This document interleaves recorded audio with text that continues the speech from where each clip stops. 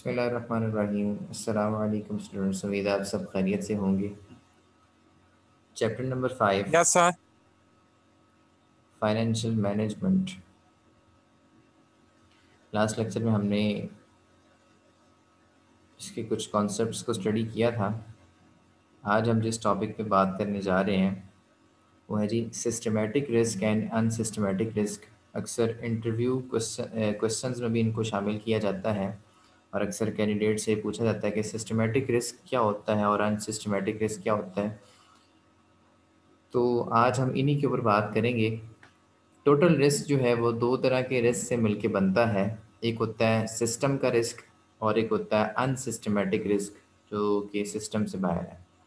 अब systematic risk क्या होता है, अनसिस्टमेटिक रिस्क क्या होता है, इसके बारे में पढ़ते हैं। जी सिस्टमेटिक रिस्क बेसिकली जो है जो कि सिस्टम की तरफ से होता है और जिसे होल मार्केट जो है फेस कर रही होती है। ठीक है, is the variability of return on stock or portfolio associated with changes in return on the market as a whole। यानी कि इसका अफेक्ट पूरी मार्केट पे पड़ रहा होता है। ठीक है, किसी एक ख़ास फर्म के ऊपर नहीं फ़र्क पड़ रहा होता। फॉर एग्जांपल हम बात करते हैं जी, मुल्क में जो है वो आपके जो इन्फ्लेशन रेट है वो बढ़ गया। ठीक है, या फिर आपके मुल्क में जो इंटरेस्ट रेट है उसके अंदर चेंज आ गई है। ठीक है, या कोई करेंसी में चेंज आ गई। अब ये जो चीज़ें हैं इनकी जो चेंज है, ठीक है, ये टैक्सेस वगैरह में जो चेंज आ गई है।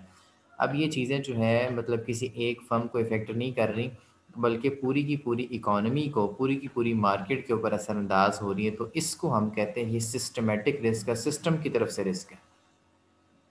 इससे आप अवॉइड नहीं कर सकते। आप अगर चाहें जी कि टैक्स नहीं अदा करना या टैक्स इतना नहीं होना चाहिए, आप कुछ भी नहीं कर सकते। पार्लियामेंट में बैठे हुए लोग जिन्होंने बना दिया सिस्टम या जिन्होंने अप्रूव कर दिया है, सेनेट में बैठ के उसको अप्रूव होगी चीज़ें, तो उसके बाद आप कुछ नहीं कर सकते। आपको ये फेस करना पड़ेगा रिस्क। ठीक है, चाहे इन्फ्लेशन के हवाले से हो, करेंसी के हवाले से हो, टैक्स के हवाले से हो, इंटरेस्ट के हवाले से हो।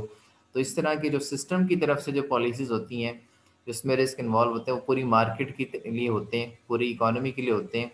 इनसे हम अवॉइड नहीं कर सकते, इनको हम सिस्टमेटिक रिस्क कहते हैं। ठीक है, अगर आपने किसी जगह पे इन्वेस्टमेंट करनी है तो हो सकता है कि आपको ये रिस्क जो है वो फेस करने पड़ सकते हैं। ठीक है, जैसे कि प्रॉपर्टी में अगर आप इन्वेस्टमेंट करना चाहते हैं, किसी जगह प्लॉट्स वगैरह ख़रीदना चाहते हैं, तो गवर्नमेंट की तरफ से जो है वो रेस्ट्रिक्शन लग गई हैं कि जी रजिस्ट्रेशन पे इतना खर्चा आएगा और इसके टैक्स इतना लगेगा, इसके ऊपर टैक्सेस बढ़ा दे गवर्नमेंट। तो ये गवर्नमेंट पूरे सिस्टम की तरफ से रिस्क आ गया ना एक एक किस्म का।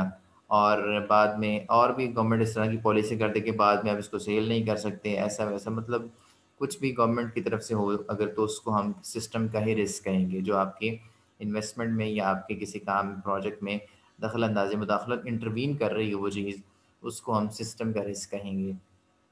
ऑन द अदर हैंड आपका जो अनसिस्टमेटिक रिस्क है जो कि सिस्टम से ताल्लुक़ नहीं रखता, ठीक है, वो ख़ास एक फ़र्म के लिए हो सकता है। मतलब आपके फ़र्म का जो इंटरनल इन्वायरमेंट है, ठीक है, आपके एम्प्लॉयज़ किस तरह से काम कर रहे हैं, आपकी पॉलिसीज़ किस तरह से हैं, आपका इंफ्रास्ट्रक्चर जो है वो किस तरह से है, किस तरह से जो आप फंक्शंस को परफॉर्म कर रहे हैं। ठीक है, क्या आपके रूल्स एंड रेगुलेशंस हैं, किस तरह से आपके इंटरनल कंट्रोल्स हैं। ठीक है, किस तरह से आप मॉनिटरिंग कर रहे हैं अपने एम्प्लॉयज़ की और किस तरह से आपका एचआर डिपार्टमेंट या प्रोडक्शन डिपार्टमेंट काम कर रहा है। ठीक है, तो ये जो सारे विद इन द फर्म होते हैं, विद इन द कंपनी होते हैं, विद इन द इंडस्ट्री होते हैं ना, ठीक है, ऐसे रिस्क को हम जो है वो अनसिस्टमेटिक रिस्क कहते हैं, जो एक ख़ास फर्म से ताल्लुक़ रख सकता है या ख़ास इंडस्ट्री से ताल्लुक़ रखता है। पूरी की पूरी मार्केट उससे असरअंदाज नहीं होती। ठीक है, और इससे आप अवॉइड कर सकते हैं। ठीक है, मतलब इससे छुटकारा हासिल कर सकते हैं। ऐसे पैरामीटर्स को आप यूज़ करें कि बाद में आपको जो है ये रिस्क फेस ना करना पड़ सके। ये अवॉइडेबल होता है थ्रू डाइवर्सिफिकेशन। फॉर एग्जांपल आपने जो है मतलब आपके पास 1 लाख रुपया था। ठीक है, आप चाहें तो पूरा का पूरा 1 लाख रुपया जो है वो एक ही जगह पे इन्वेस्ट कर दें और वहाँ से इंटरेस्ट की उम्मीद रखें, वहाँ से आपको इंटरेस्ट आएगा, प्रॉफिट आएगा। ठीक है, तो आप इस रिस्क को, अब ये रिस्क इंटरनली है, ये गवर्नमेंट की तरफ से नहीं है। ठीक है, अब आपका 1 लाख रुपया वो सारा का सारा डूब भी सकता है। ठीक है, हो सकता है आपको इंटरेस्ट भी ना मिले और जिस प्रोजेक्ट में आपने इन्वेस्टमेंट की है उस प्रोजेक्ट में आपको लॉस भी हो सकता है और पूरा का पूरा लाख रुपया आपका ज़ाया भी हो सकता है।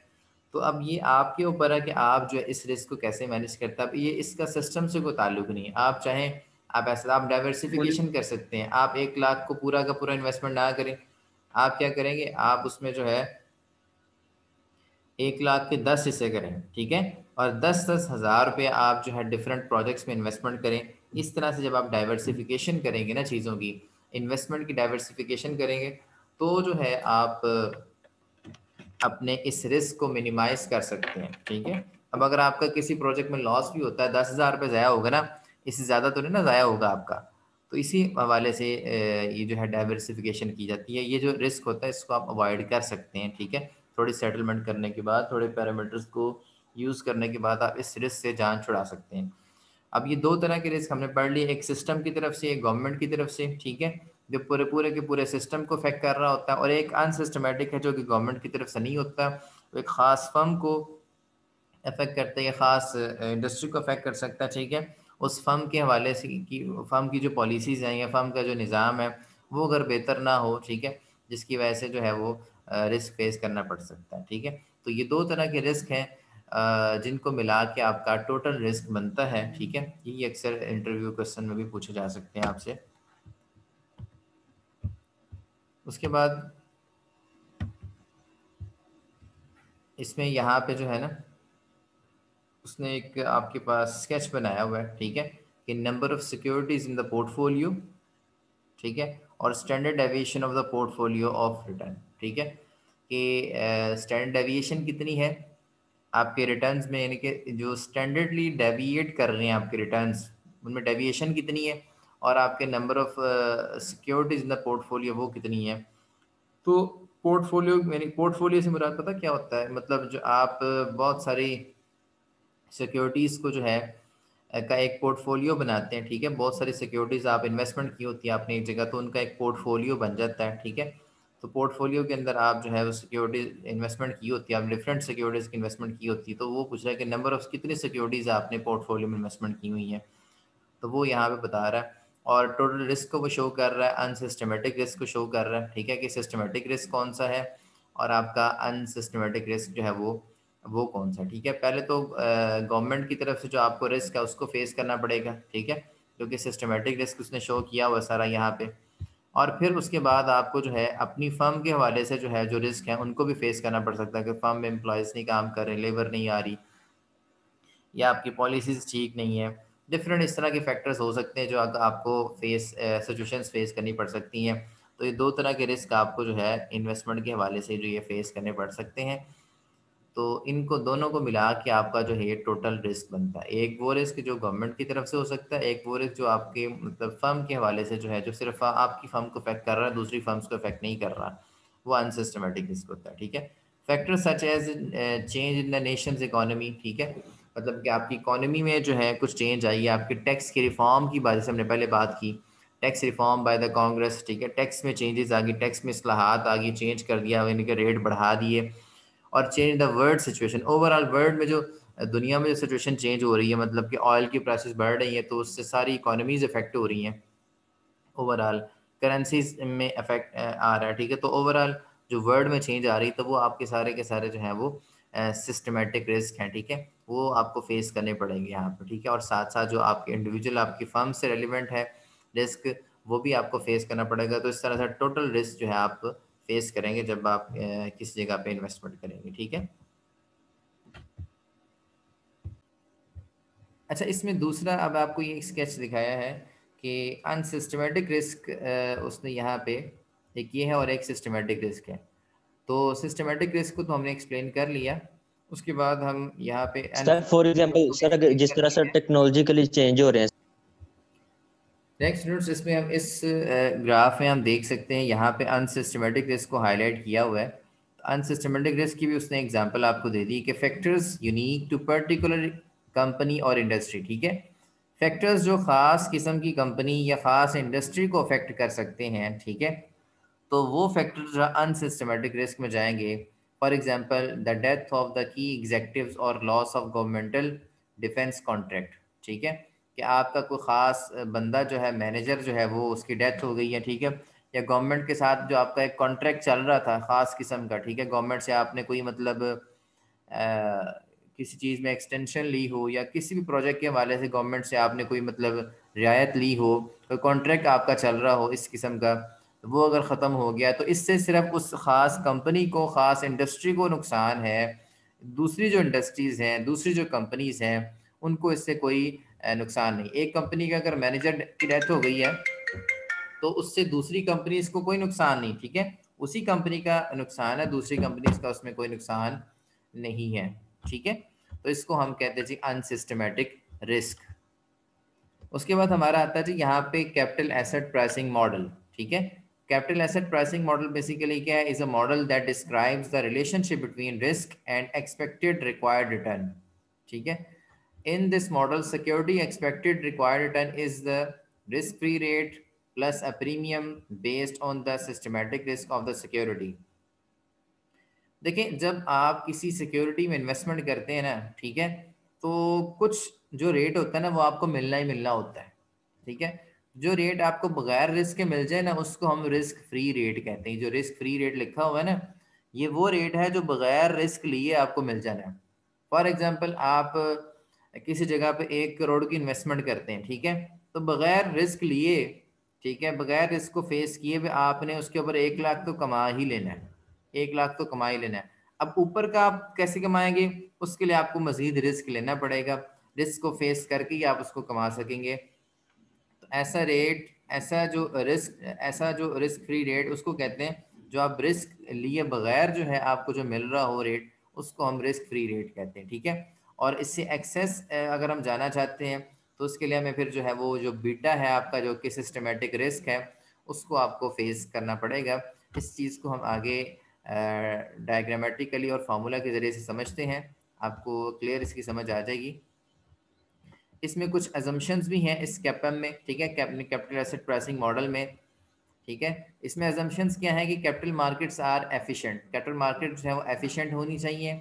Homogeneous investors expectations over a given period, यानी कि जो इन्वेस्टर्स की एक्सपेक्टेशंस हैं, ठीक है, वो होमोजीनियस एक जैसी होनी चाहिए ओवर द गिवन पीरियड। और risk free asset return is certain, ठीक है। और जो रिस्क फ्री एसेट रिटर्न है वो सर्टन है, कि आपने अगर किसी जगह पे 1 करोड़ लगाया है ना, तो लाख रुपए तो मिलना ही मिलना है, ठीक है। उसके ऊपर जो मिलेगा वो रिस्क को फेस करके मिलेगा आपको, ठीक है। तो ये बात कह रहे हैं कि रिस्क फ्री एसेट जो है वो तो सर्टन है ही है, ठीक है, लेकिन शॉर्ट टाइम पीरियड के लिए, short to intermediate term trade as a proxy उसने बताया, इसको आप इग्नोर करें। बस इतना जहन में रखें कि आपको खास रिटर्न जो है बगैर रिस्क फेस किए जो है वो आपको मिलेगा, ठीक है। उसके बाद market portfolio contains only systematic risk. यहाँ पे जब हम इस मॉडल के अंदर हम जिस रिस्क की बात करेंगे वो सिस्टम का रिस्क होगा, वो अनसिस्टमेटिक या किसी खास फर्म से, किसी खास कंपनी से रेलिवेंट रिस्क नहीं होगा।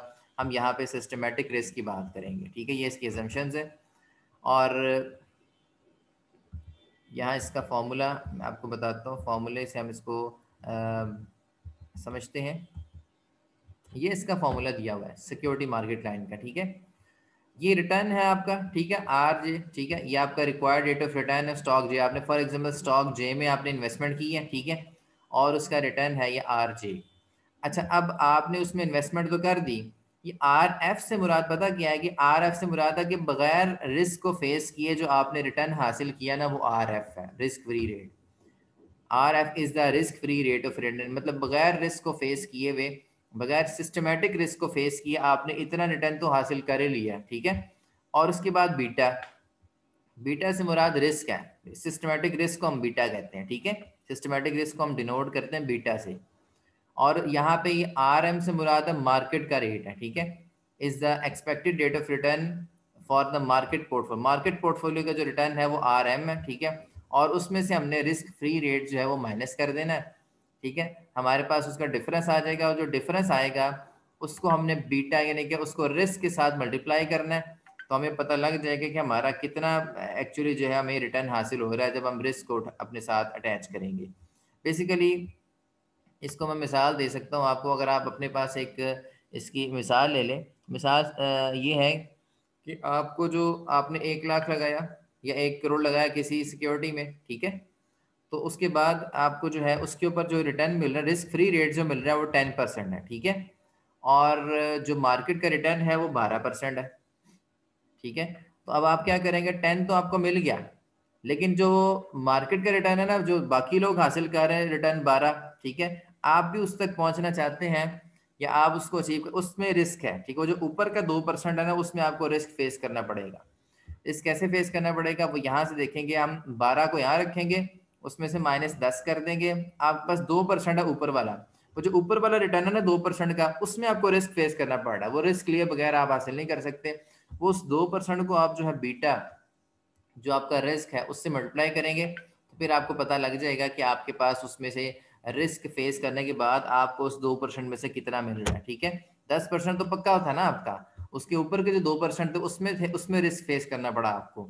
अब उसमें से रिस्क, उसको रिस्क से बीटा से मल्टीप्लाई करेंगे, सिस्टमैटिक रिस्क से, आपको पता लगेगा कि उस 2% में से कितना आप हासिल कर सके, और ओवरऑल आपका जो रिटर्न है वो आपने उस स्टॉक जे में इन्वेस्ट करके कितना कमाया। ठीक है, बीटा की डेफिनेशन भी हम स्टडी कर लेते हैं। बीटा यहाँ पे, ये बीटा का बीटा एन एनएक्स इंडेक्स ऑफ सिस्टमैटिक रिस्क। ठीक है, ये इंडेक्स है सिस्टमैटिक रिस्क का। It measures the sensitivity of the stock return to change in returns on the market portfolio. कहता है ये स्टॉक की बेसिकली सेंसिटिविटी को, स्टॉक रिटर्न्स की सेंसिटिविटी को मेजर करता है कि स्टॉक रिटर्न्स में जो चेंज आती है, कभी 10% रिटर्न आ रहा है, कभी 12% आ रहा है, कभी 8% आ रहा है। ठीक है, स्टॉक रिटर्न्स में जो सेंसिटिविटी है उनकी, ठीक है, उनका जो रिस्क है उसको मेजर करता है बेसिकली। अब फॉर एग्जाम्पल एक जे सिक्योरिटी है, इस साल वो 10% इंटरेस्ट, 10% रिटर्न दे रही थी, अगले साल वो जो है 12% दे दे, फिर उससे अगले साल 8% दे दे। अब यहाँ पे तो रिस्क है ना, अब जो बंदा इन्वेस्टमेंट करना चाहता है वो सोचेगा तो सही ना कि यार मैं इस साल इन्वेस्टमेंट करने लगा हूँ, पता नहीं इस साल 8% मिलता है मुझे, ये 10 मिलता है, ये 12 मिलता है, वो इस चीज में कंफ्यूज है। ठीक है, तो ये बीटा उस चीज को मेजर करता है कि मतलब उस चीज को देखता है कि कितना रिस्क है सिक्योरिटी के अंदर। ठीक है, सिक्योरिटी के रिस्क को मेजर करता है और आपको बताता है, और आप उस रिस्क को फेस करते हुए फिर अपना रिटर्न जो है उसको कैलकुलेट करते हैं। The beta for the portfolio is simply a weighted average of the individual stock betas in the portfolio. ठीक है, ये ओवरऑल पोर्टफोलियो के हवाले से बात कर रहा है कि मतलब अगर हमने तमाम जो सिक्योरिटीज है उनका इकट्ठा अगर आपने देखना हो, ठीक है, तो उसको वो कह रहा है कि वेटेड एवरेज आप देख लेंगे कि आपकी कितनी सिक्योरिटीज है टोटल पोर्टफोलियो में, और उसके हिसाब से ही आपको बीटा कैलकुलेट करना पड़ेगा। इसकी कैलकुलेशन में आपको ज़्यादा इजीली अंडरस्टैंडिंग हो सकती है। यहाँ पे हम एक छोटी सी बात क्लियर कर दूं मैं, ठीक है, कि बीटा तो हो गया आपका सिस्टमेटिक रिस्क। ठीक है, और यहाँ पे हमने फॉर्मूला भी पढ़ लिया कि जो कब, ये बेसिकली फॉर्मूला जो है ना कैपिटल एसेट प्राइसिंग मॉडल का फॉर्मूला है कि आपने जब कहीं इन्वेस्टमेंट करनी है तो कुछ तो आपको उसमें फिक्स मिलना ही मिलना है। ठीक है, जो फिक्स मिलना ही मिलना है वो आपका क्या है, रिस्क फ्री रेट, जो बगैर रिस्क को फेस किया आपको मिल जाना है। और जो उससे ऊपर मिलना है आपका, ठीक है, वो उसके साथ रिस्क अटैच होगा, वो रिस्क के साथ मल्टीप्लाई होगा, और फिर आपको पता लगेगा कि उसमें से कितना आप हासिल कर सकते हैं। तो एक्सपेक्टेड रिटर्न फिर आपने कहा रही है, बेसिकली एक्सपेक्टेड रिटर्न है, ये डेफिनेट नहीं है। ठीक है, ऐसा नहीं कि आपको डेफिनेट इतना ही मिले, ये बेसिकली हम कैलकुलेशन कर रहे हैं। किसी सिक्योरिटी में अगर आपने इन्वेस्टमेंट करनी है ना, तो आप उसकी कैलकुलेशन कर सकते हैं कि आपको इस सिक्योरिटी में जो डेफिनेट मिलना है वो कितना है, और डेफिनेट के बाद जो रिटर्न है उसमें कितना रिस्क है और कितना वो आपको मिल सकता है। इस हवाले से हम इसकी देख सकते, कैलकुलेशन कर सकते हैं। यहाँ पे एक एग्जांपल लेते हैं, ठीक है, जैसे कि एक आपको उसने स्केच दिखाया हुआ है, ठीक है, ये सिक्योरिटी मार्केट लाइन के हवाले से है। अब नीचे यहाँ पे उसने बीटा ले लिया, ये रिस्क है, और ये आपका रिक्वायर्ड रिटर्न है। ठीक है, अब रिटर्न दो तरह के हैं, एक आपका जो है रिस्क फ्री रेट, ठीक है, और एक आपका जी मार्केट रिटर्न। ठीक है, आरएफ से मुराद रिस्क फ्री रेट, यानी कि ये आपने इन्वेस्टमेंट की ना, ठीक है, ये इन्वेस्टमेंट के वाले से दिखा रहा है कि आरएफ यहाँ तक तो आपको कोई रिस्क फेस नहीं करना पड़ा, ये आपका जो ग्रीन वाला एरिया ना ये रिस्क फ्री रिटर्न है। ठीक है, यहाँ तक आपने रिटर्न जो है वो हासिल कर ले, यहाँ तक आपको कोई रिस्क फेस नहीं करना पड़ा। फॉर एग्जाम्पल ये 10% था, ठीक है, तो 10% रिटर्न हासिल करने के लिए आपको कोई रिस्क फेस नहीं करना पड़ा, ये वो बता रहा है। उसके बाद जो है दूसरा जो है आपका उसके ऊपर जो है यहाँ पे रिस्क, ये रिस्क वाला एरिया शुरू हो गया। ठीक है, रिस्क प्रीमियम वाला एरिया, इस एरिया को हम रिस्क प्रीमियम कहते हैं, क्योंकि यहाँ पे ये वाला जो रिटर्न हासिल करने के लिए ना आपको जो है वो रिस्क को फेस करना पड़ेगा। 10% तो आपने हासिल कर लिया, ठीक है, उससे ऊपर जाने के लिए आपको बीटा को, सिस्टम के रिस्क को फेस करना पड़ेगा। ठीक है, सिस्टम का रिस्क फेस करेंगे, उसके बाद आपको पता लगेगा कि आप जो है सिस्टम के रिस्क को फेस करने के बाद आप कितना मजीद जो है रिटर्न हासिल कर सकते हैं, वो इस कैलकुलेशन से आपको पता लगेगा। उसके लिए ज़रूरी है आपको ये पता हो कि मार्केट में रिटर्न कितना चल रहा है। आरएम से मुराद होता है मार्केट का रिटर्न, ठीक है, कि मार्केट में इस तरह की सिक्योरिटीज़ में जब लोग इन्वेस्टमेंट करते हैं तो नॉर्मली जो है वो उनको कितना रिटर्न मिलता है मार्केट में, ठीक है। तो नॉर्मली जो स्टैंडर्ड रिटर्न चल रहा है, ये मार्केट का रिटर्न है वो कितना है और आपने कितना कमाया